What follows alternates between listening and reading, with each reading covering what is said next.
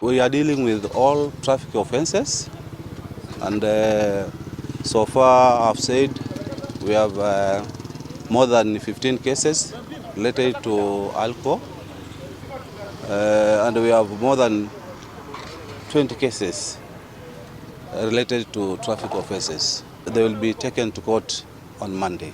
Na ni muhimu sana kutokunywa juu saa zingine ukiendesha gari kama uko na alcohol level ya more than 0.35 micrograms unaweza kusababisha ajali. So leo tunaangalia mambo ya compliance na vile vile tunaelimisha waendeshaji magari, madereva kuhusu usalama.